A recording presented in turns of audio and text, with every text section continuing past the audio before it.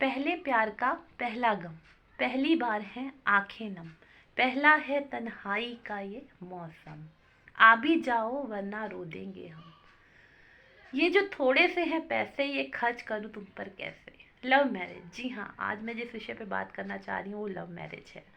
Love marriage क्या होती है? जब दो लोग एक दूसरे से मिलते हैं, ऑब्वियसली से गर्ल्स एंड बॉयज़ आपस में मिलते हैं, फिर वो लोग के विचार एक दूसरे से मिलते हैं। तो आप अगर अलग अलग कम्युनिटी के हैं, मान लिया कोई हिंदू है, कोई पंजाबी है, कोई अदर कास्ट का है, तो किसी ने ये देख के तो प्यार किया नहीं है या एक दूसरे के अट्रैक्ट में बातचीत करने में आए नहीं है। कई हो सकता है आप बचपन से एक साथ खेले हो या साथ में पढ़े हुए, आप क्लास में एक ही क्लास में एक ही कास्ट के एक ही कम्युनिटी के लोग तो होते नहीं हैं, ना ही अप एंड डाउन होते हैं। तो लव मैरिजेस जो होती हैं वो बराबर में नहीं हो पाती हैं कभी। आजकल तो वो रिच और पुअर का ही मेन रह गया है, कास्ट और कम्युनिटी का तो ज़्यादा नहीं रह गया। आजकल तो अदर कास्ट में मैरिजेस होती हैं।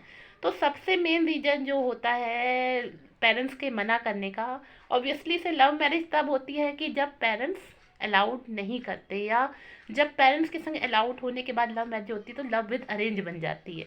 ये तो सीधी सी बात है कि लव मैरिज तब हुई जब आपके पेरेंट्स ने आपको अलाउड नहीं किया।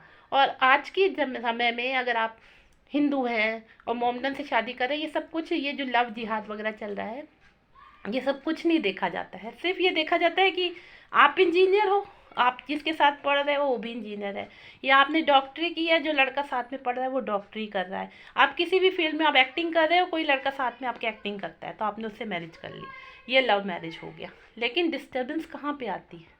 जब दोनों लोग एक ही साथ चल रहे होते हैं, आप डॉक्टर हो वो भी डॉक्टर, आप किसी फील्ड में वो भी किसी फील्ड में है, लेकिन एक लड़की आगे बढ़ गई दूसरा पीछे रह गया, या आपने लव मैरिज कर तो ली है, आप सेल्फ डिपेंडेंट नहीं हो।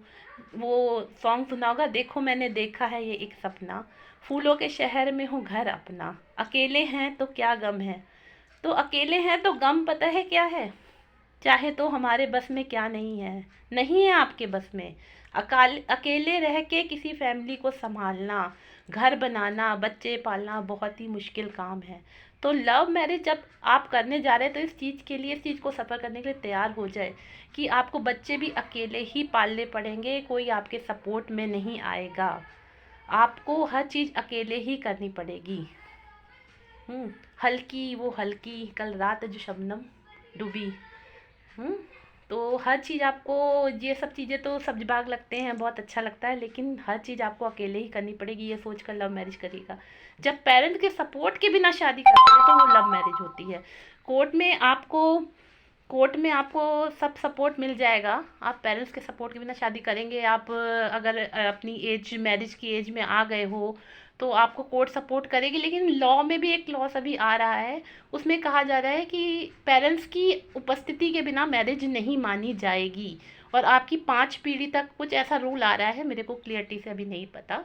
और वहाँ वकील के सामने या जज के सामने कोर्ट में अगर आप मैरिज करते हो तो आपको 2 गवाह लाने पड़ते हैं, फिर शादी होती है।